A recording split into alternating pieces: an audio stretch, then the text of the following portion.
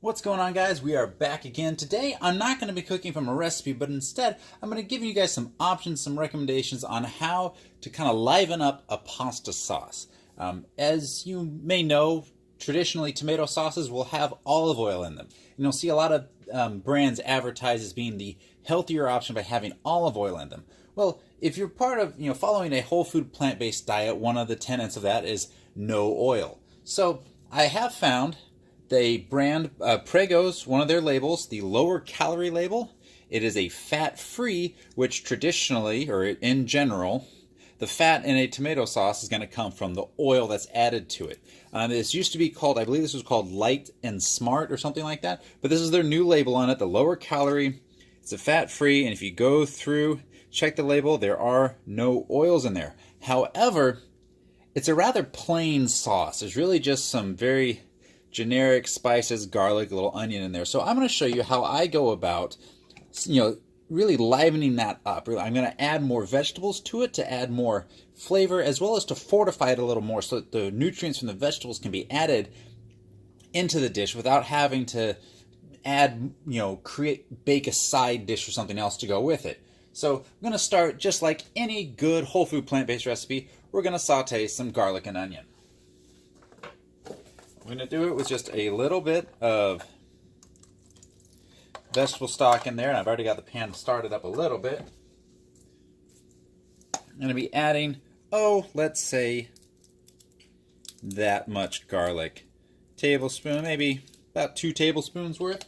That looks good. And then we're going to add 1 diced up onion.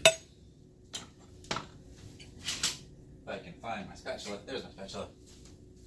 Alright, so we're going to stir that around, let those get cooked up and softened up, kind of get the vegetable stock, just a thin layer of that stock. We don't want to be adding too much moisture to this because we've already got the tomato sauce, it's already got its water in it.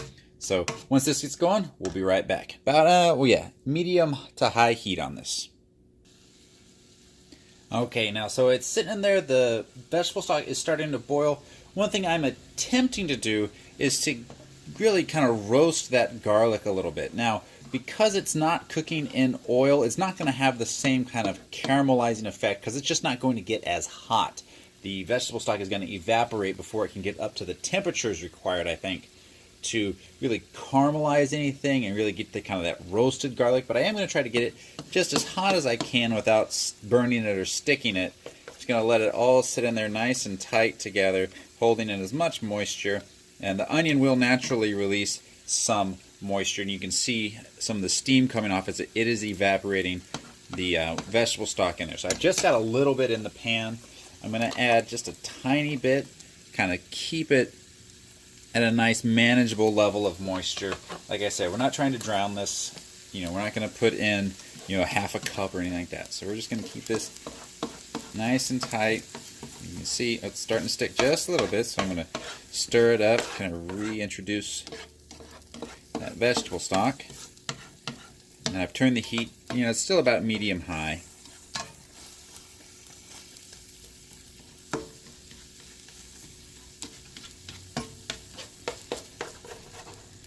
My pan's not completely level, so getting more moisture on one side than the other. Alright, we're going to kind of move that around now a little bit. And now we're going to add some extra seasoning. The back of the jar of the sauce simply says spices. I'm going to add what I have on hand. You can really add kind of any of your general Italian spices. We've got, of course, basil and oregano, thyme, marjoram, simply a little shaker of Italian seasoning that you can buy in the store. Really doesn't matter. Just add as much as you think you would want for flavor. That's maybe half of a tablespoon, maybe closer to 1 tablespoon. Because I'm only using 2 different seasonings, I'm going to add a good amount. Because remember, I am seasoning for like an entire jar. And then I'm going to add, just to add more flavor of what I've already got in there, that's probably a half to 1 teaspoon of both onion powder and garlic powder. Now, I'm going to get that in there. I don't want it to be too wet, as I've mentioned before. I'm going to try to roast those seasonings and really let them cook in there and get some nice good flavor in there. So this is our flavor base. And let that go for another minute or two. Just to recap, we had the onion and garlic in there and just a little bit of vegetable stock. We let that cook for 3 to 5 minutes, just till they start to get soft.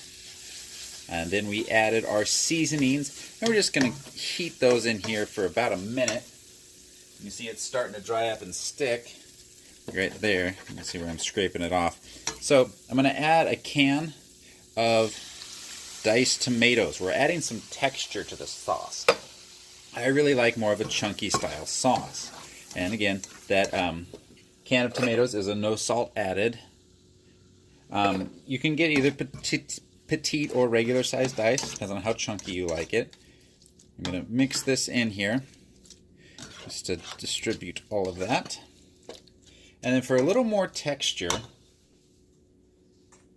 I'm going to add, that's about 2 stalks of celery.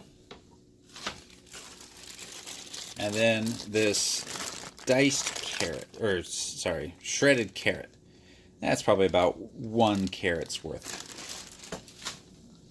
I'm going to mix those in too. Not a lot, but just a little bit of extra texture to it, just to add a little more, heartiness and, satisfaction to the dish. Keeps it from being just bland pasta sauce with pasta. And then, so once we get all of those in there, I'm going to let that cook for just, let that really just heat up for just a couple minutes. You can also, if you want to, you can add the carrots and the celery before the tomatoes. Let those cook a little more. I want them to be just a little crispier, not turn, I don't want them to cook fully. I want them to be a little crispier. Depends on how you like it. And this is, I'm going to let that go for here. I'm going to let that go here for just a few minutes. I'm going to turn the heat down a little closer to medium.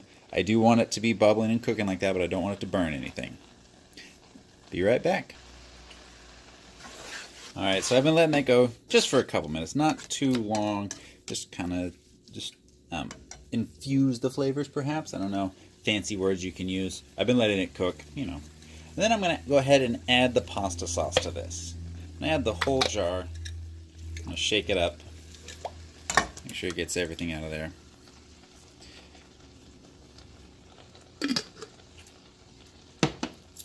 And I'm going to mix that in. I'm going to let it all cook to combine. Now, if you want to reduce this, you can cook it for longer.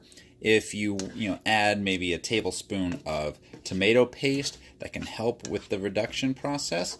It depends on what type of sauce you're trying to make. I'm going to let it reduce for a little bit. I don't know how long. I'll just kind of judge it by when it gets to the point of it looks like how I want it to look. I don't want it to be too watery. And then once it's done cooking, I'm going to just serve it over some rotini pasta. Any of the true Italians out there can let me know how wrong that might be. Maybe it's right. I'm not sure. Different pastas for different sauces, I've been told, but I've also been told you can just kind of do it any way you want to. So that's it for today's video. I just wanted to show you something quick and easy, how you can take some simple ingredients and just, add more vegetable power, as it were, to your dish. Liven up the textures, liven up the flavors, and add more nutrients just to make it a better dish for you while still keeping it simple. This video, we're coming up on about 10 minutes long. I've only been cooking for maybe 15. Add another 5 minutes for prep and things on that, and it's just about done. All you got to do is cook the pasta, and this is ready to go. So, appreciate you guys coming by. Leave a comment below on vegetables you would add to this pasta. One thing I don't have any green peppers. Maybe some zucchini would be good. Let me know what you think would be good for this. And hey, if you got some questions, go ahead and put them down in the comments. Add a like to this video. Let's start some communication, because I do want to use this as an opportunity to share things with people, to teach people, and not just do it for the sake of cooking food, which I'm going to do anyways. But I do want to help people with this. So if you do have questions, feel free to ask. If you think someone would enjoy this recipe and you want to show it to them, feel free to share it to them on Facebook or Twitter or any other place that you would like that you can communicate with people on. So I'm out. Be back next time with another recipe.